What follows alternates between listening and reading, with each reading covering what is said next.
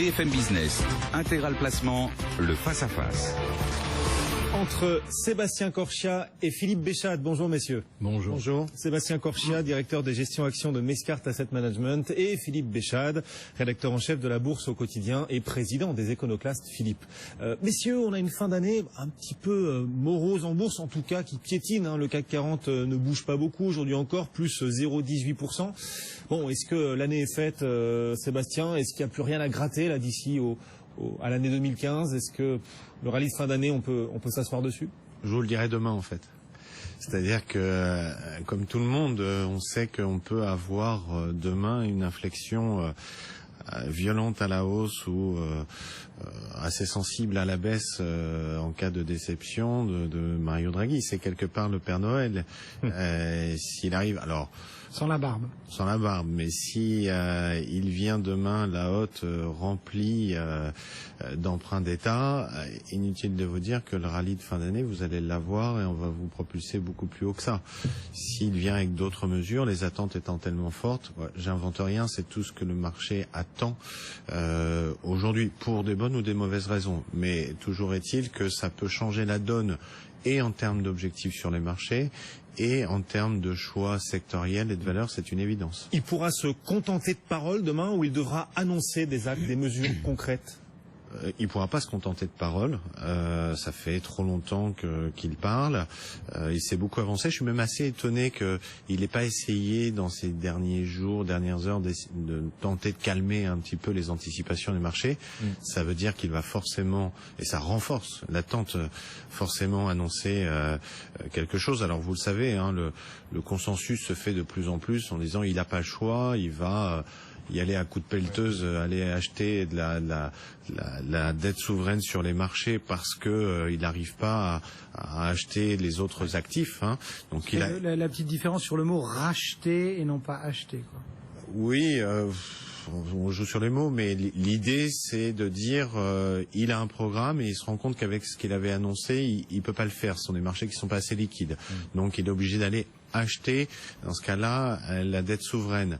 Simplement, alors tout le monde dit mais à quoi ça sert? Ça sert pas à grand chose pour être honnête, puisque vous le savez, après 3 quantitative easing aux États-Unis, l'inflation n'est pas là. Oui. Mais la croissance, elle est là aux États-Unis. La croissance, absolument. Mais l'inflation, qui est le sujet, n'est pas là. Au Japon, il y a eu des pics d'inflation, mais c'était plutôt lié à la baisse du yen et à la TVA. Et en Europe, il y a des études qui circulent faites par la BCE elle-même qui montreraient que, à coup de centaines de milliards, on relancerait pas l'inflation. Donc c'est un effet indirect ça va faire baisser encore plus la monnaie, ça va importer de l'inflation par la baisse des coûts, etc. Vous connaissez l'histoire. Oui. Simplement, il y a un problème que je note, et je suis assez étonné que peu de gens en parlent, pardon, c'est le calendrier. Il y a, vous le savez, une décision en attente de la Cour européenne de justice sur le fameux programme OMT. C'est la même chose OMT, sauf un pays demande à ce qu'on rachète ses obligations. Oui. Cette décision, elle n'interviendra que mi-janvier. Donc j'ai du mal à croire qu'il aille vers des rachats de dette souveraine alors qu'on attend si c'est constitutionnel ou pas. Donc ce ne sera pas pour cette fois-ci, ce sera pour la prochaine réunion, a priori. Ou un peu plus tard. Mais je ne crois pas au Père Noël le 4 décembre. Pas demain. Non. Ouais. Pas demain. Vous non plus, Philippe, vous ne croyez pas au Père Noël alors qu'on a peut-être besoin justement de le voir passer par la cheminée. Mario Draghi, on voit que l'activité continue de ralentir en zone euro. Les PMI des services ont encore été abaissés ce matin sur la zone euro à des plus bas d'1 an et demi. Qu'est-ce que ça vous inspire? Ça m'inspire que, comme les marchés sont pas connectés en aucune façon à la réalité économique, tout le monde attend effectivement un Draghi de fin d'année.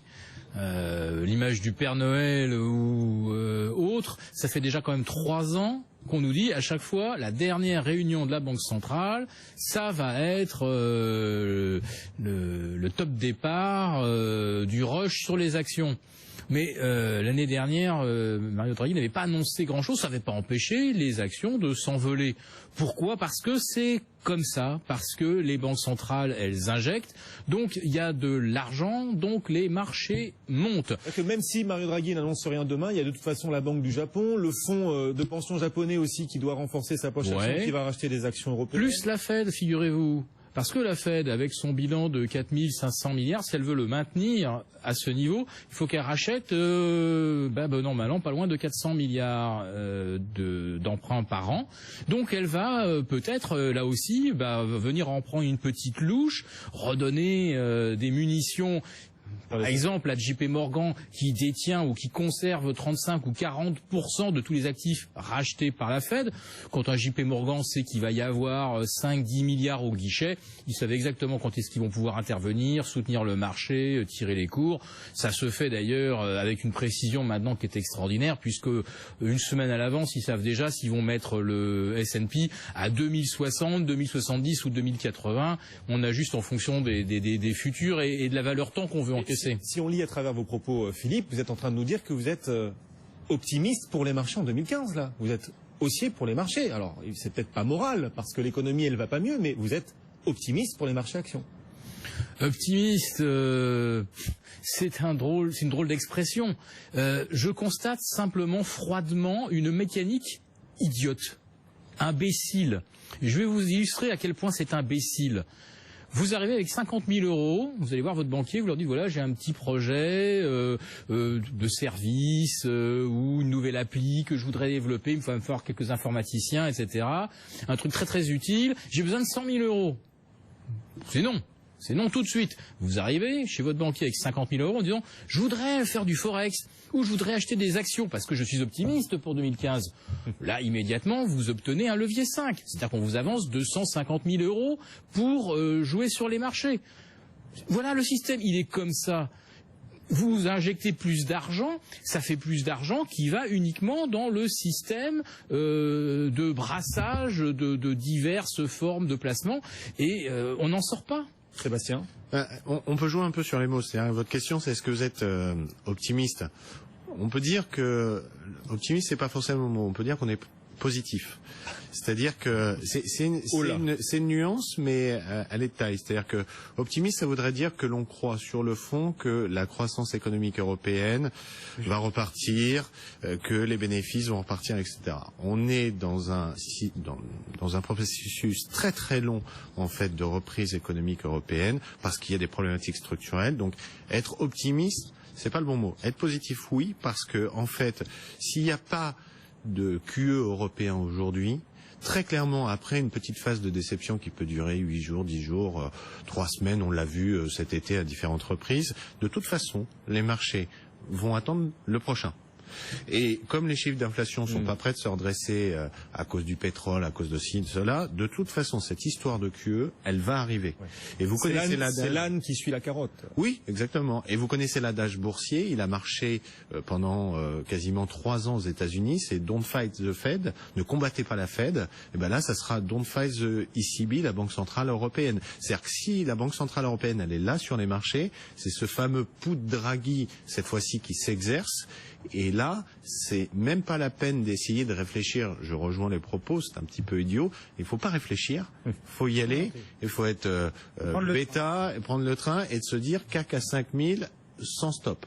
Bon. Et quand on est gérant et qu'on monte cette âne là qui suit la carotte, qu'est-ce qu'on privilégie dans une allocation justement? Puisque vous êtes positif, ça signifie qu'il faut revenir vers des cycliques, une stratégie moins défensive pour 2015 que pour Alors, cette année. quand on est gérant, on gère effectivement en anticipation d'un objectif.